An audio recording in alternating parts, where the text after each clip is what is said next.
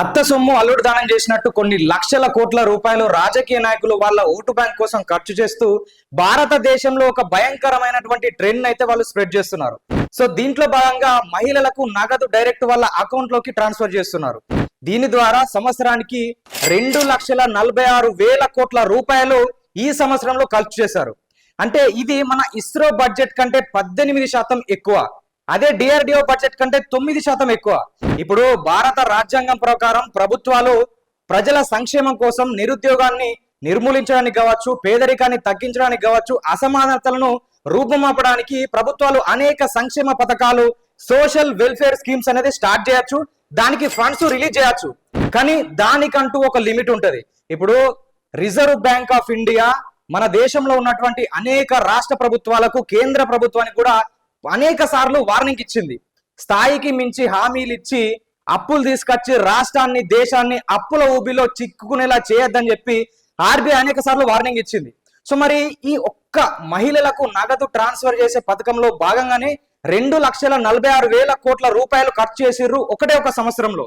So దీన్ని ఒకసారి మనం డీటెయిల్స్ ప్రకారం చూసుకున్నట్లయితే, కర్ణాటక రాష్ట్రంలో గృహలక్ష్మి యోజన అనే పథకం ద్వారా అక్కడ ఉన్నటువంటి ప్రతి మహిళలకు నెలకు 2,000 రూపాయల చొప్పున అకౌంట్లకి ట్రాన్స్ఫర్ చేస్తున్నది కర్ణాటకలోని ప్రభుత్వం. ఇంకొకటి మధ్యప్రదేశ్ రాష్ట్రంలో లాడ్లీ బెహన్ యోజన అనే పథకం ద్వారా అక్కడ ఉన్నటువంటి మహిళలకు 1,500 రూపాయల చొప్పున వాళ్ళ అకౌంట్లోకి ట్రాన్స్ఫర్ చేస్తున్నారు. సో ఇదే విధంగా మహారాష్ట్రలో లడ్కీ బెహన్ యోజన, బీహార్లో మహిళా రోజ్గార్ యోజన. సో ఇట్లా ప్రతి రాష్ట్రంలో ఇది ఒకే ఒక్క రాష్ట్రంతో మొదలై ప్రస్తుతం 15 రాష్ట్రాలకు విస్తరించింది. సో ఈ 1,500 2,000 కాదు, ఇది మించి ఇంకొక మెట్టు ముందడికేసి జార్ఖండ్ లోని ప్రభుత్వం అక్కడ ఉన్నటువంటి మహిళలకు నెలకు 2,500 చొప్పున వాళ్ళ అకౌంట్ లోకి అమౌంట్ అనేది ట్రాన్స్ఫర్ చేస్తున్నారు. సో మహిళలకు ఈ విధంగా ట్రాన్స్ఫర్ చేస్తూ ఒక సంవత్సరంలో 2,46,000 కోట్ల రూపాయలు ఖర్చు చేశారు. సో మరి ఖర్చు చేయొద్దా అంటే చేయొచ్చు. ఈ ఏదైతే ఉచిత పథకాలు ఉన్నాయో, సో దీని ద్వారా కొన్ని మంచి జరుగుతున్నాయి. కాకపోతే అమౌంట్ ఎక్కడ పెట్టాలో అక్కడ పెట్టకుండా అనవసరమైనటువంటి చోట్లలో ఖర్చు చేస్తూ ప్రజల ధనాన్ని, ప్రజల యొక్క ఫండ్స్ అయితే అనవసరంగా నీరు ఖర్చు ప్రయత్నం చేస్తున్నారు. సో మొన్న ఒక తమ్ముడు ఒక కామెంట్ చేసిండు. ఏమంటాడు అంటే, అన్న ఇది వ్యవస్థ ఇట్నే ఉంటదే, ఇది కామన్ అంటాడు. ఏంది కామన్ తమ్ముడు? ఇప్పుడు ఉచిత పథకాలని లేకపోతే ఏదో ఒక దిక్కుమాలినటువంటి పథకాలు ప్రవేశపెట్టి ఎన్నో అప్పులు తీసుకొచ్చి లేకపోతే ఉన్న ఫండ్స్ అక్కడికి కేటాయించి ఇప్పుడు 100 కోట్లు ఒక బడ్జెట్ లో ప్రవేశపెట్టారు అనుకుందాం. ఆ 100 కోట్లు సేమ్ ఆ పథకానికి పూర్తి స్థాయిలో ఖర్చు చేస్తారా? చేయరు. ఒక 60-70% ఖర్చు చేస్తే 30% మళ్ళీ వేరే వాళ్ళ జేబులోకి పోతాయి. సో ఆ అప్పులు కట్టడానికి, అవి పూడ్చడానికి, అంటే ఆ బొక్కలు పూడ్చడానికి వీళ్ళు ఏం చేస్తారు? మళ్ళా ప్రభుత్వ ఆస్తులైనటువంటి అడవి భూములు, ఆర్టీసీ భూములు, దేవాదాయ శాఖ భూములు, సో ఇలాంటివి అమ్మి మళ్ళీ కడతా ఉంటారు. అంటే అది వాళ్ళ సొమ్ము కాదు, ఇది వీళ్ళ సొమ్ము కాదు, ప్రజలది. మళ్ళా ప్రజలకి ఇచ్చినట్టు వేసి మళ్ళీ తీసుకుంటారు. అదేదో అంటారు కదా, ఈ చేత్తోని ఇచ్చి ఈ చేత్తోని తీసుకున్నట్టు. ఇప్పుడు ఈ విద్య, హాస్పిటల్ మరియు ఎడ్యుకేషన్ అనేది ఎందుకు ఫ్రీగా వేయలేకపోతున్నారు? ఇప్పుడు ఫర్ ఎగ్జాంపుల్ నేనే ఉన్నా, రాంబోగే అంటాడు ఒక 20,000 రూపాయలు సంపాదిస్తున్నాను అనుకుందాం. సో వానికి ఒక 5,000 రూపాయలు ఫ్యామిలీకి సంబంధించినటువంటి వైద్య ఖర్చుల కోసం పోతే, ఒక 6-7 రూపాయలు పిల్లల చదువుల కోసం పోతే మిగిలేదు ఎంత? 7-8 ఉంటాయి. సరే నువ్వు మహిళకు ఒక 2,000 ఇచ్చినావు అనుకుందాం. సో ఎట్లా అది వర్కౌట్ అవుతుంది?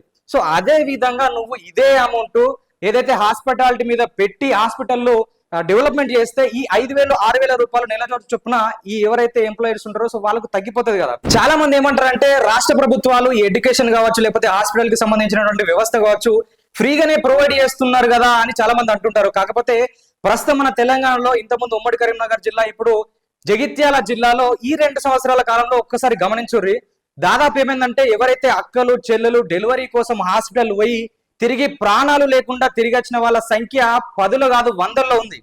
సో అక్కడ సిచ్యువేషన్ ఎట్లుందంటే, చాలా మంది ఏమనుకుంటారంటే, అవసరమైతే అద్దెకరం పొలం అమ్మైనా సరే ప్రైవేట్ హాస్పిటల్ కి తీసుకుపోయి డెలివరీ చేపిస్తా గానీ ప్రభుత్వ హాస్పిటల్ కి తీసుకపోను అనే సిచ్యువేషన్ లో అక్కడ ఉన్నటువంటి పేద మధ్య తరగతి వాళ్ళ ప్రజలు చాలా మంది అయితే ఇదే ఆలోచన చేస్తున్నారు.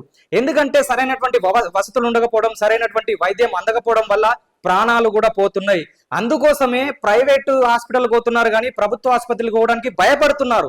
తమిళనాడులో కామరాజు అనే ఒక ముఖ్యమంత్రి ఏం చేసిందంటే, విద్యార్థులకు మధ్యాహ్న భోజన పథకాన్ని ప్రవేశపెట్టిండు. ఉచిత మధ్యాహ్న భోజనం అని పెట్టిండు. అప్పుడు ఎంతమంది అయితే స్టూడెంట్స్ ఉంటారో దానికంటే డబుల్ విద్యార్థులు అనేది స్కూల్లోకి వెళ్ళడం స్టార్ట్ చేశారు. సో ఎట్లా అంటే 2 పూటలు కూడా తిండి దొరకని వాళ్ళు చాలా ఉండే ఆ సిచ్యువేషన్ లో ఇప్పటికీ ఉన్నారు. సో అలాంటప్పుడు ఆ 2 పూటల తిండి కోసం తల్లిదండ్రులు వాళ్ళతో పాటు పిల్లల్ని కూడా పనికి తీసుకెళ్లే సిచ్యువేషన్ ఉండే. సో ఎప్పుడైతే ఈ పాఠశాలల్లో ఉచిత మధ్యాహ్న భోజన పథకం పెట్టారు. సో అప్పటి నుంచి కనీసం బిడ్డ నువ్వు స్కూల్కు కడుపు నిండా తిను చదువుకో అని చెప్పినటువంటి సిచ్యువేషన్ స్కూల్లోకి చాలా మంది వచ్చారు. తర్వాత ఎన్టీఆర్ గారు స్వర్గీయ ఎన్టీఆర్ గారు వాళ్ళు ప్రవేశపెట్టినటువంటి పథకం ఏంటంటే ₹2 కిలో బియ్యం. సో దీని ద్వారా చాలా మంది ఆ బియ్యం కొనుక్కొని కడుపు నిండా తిన్నటువంటి సిచ్యువేషన్. సో అలాంటి పథకాలు కాదా ప్రజలకు కావాల్సింది. ఇప్పుడు నువ్వు మహిళలకు ఏదైతే 2000 ఇస్తా అని చెప్తున్నావు ఆ 2000 ఏడికి మొదలైతాయి. ఇప్పుడు అదే 2000 బదులు నువ్వు ఏదైతే గ్రామీణ ప్రాంతాల్లో కుటీర పరిశ్రమలు ఏర్పాటు చేయడం కావచ్చు, లేదంటే స్కిల్ డెవలప్మెంట్ ప్రోగ్రామ్స్ ఏవైతే ఉంటాయో సో వాటిని ఏర్పాటు చేయడం వల్ల సో వాళ్ళు 2000 కాదు 10, 15, 20,000 సంపాదించే స్టేజ్కి వాళ్ళు పోతారు. ఇప్పుడు ఒక రైతు మిర్చి పండించడం అనుకుందాం, అక్కడ ఒక మిల్లు పెట్టి అక్కడ ఒక 100 మందికి ఉపాధి కల్పిస్తే వాళ్ళే ప్యాక్ చేసుకొని వాళ్ళే పని చేసి వాళ్ళే ఎక్స్పోర్ట్ చేసుకొని సో వాళ్ళు డెవలప్ అవుతారు కదా. సో అలాంటి పథకాలు ప్రవేశపెట్టకుండా అప్పటికప్పటికి 2-3 నెలలు 6 నెలల మందం ఉచిత పథకాలు ప్రవేశపెట్టి తర్వాత మళ్ళీ రాష్ట్రాన్ని అప్పుల ఊపిలో దించుతున్నారు. తర్వాత 5 ఏళ్ల తర్వాత మళ్ళీ వేరేటోడు ఎవడో వస్తారు నాకేంది అన్నట్లుగా చాలా ప్రభుత్వాలు అయితే ఇలాంటి ఒక ధోరణి అయితే ప్రవర్తిస్తున్నాయి. దీని ద్వారా దేశంలో 1 నుంచి దాదాపు 15 రాష్ట్రాలు ఈ ఉచిత పథకాలను అయితే వీళ్ళు ప్రవేశపెడుతున్నారు. ఇలాంటి పథకాలకు ఏ ప్రభుత్వాలు కూడా అతీతం అయితే లేదు. ఇన్ని రోజులు కాంగ్రెస్ ప్రభుత్వం ఇలాంటి ఉచిత హామీలు ఇస్తుండే, ఉచిత పథకాలు ప్రవేశపెడుతుండే.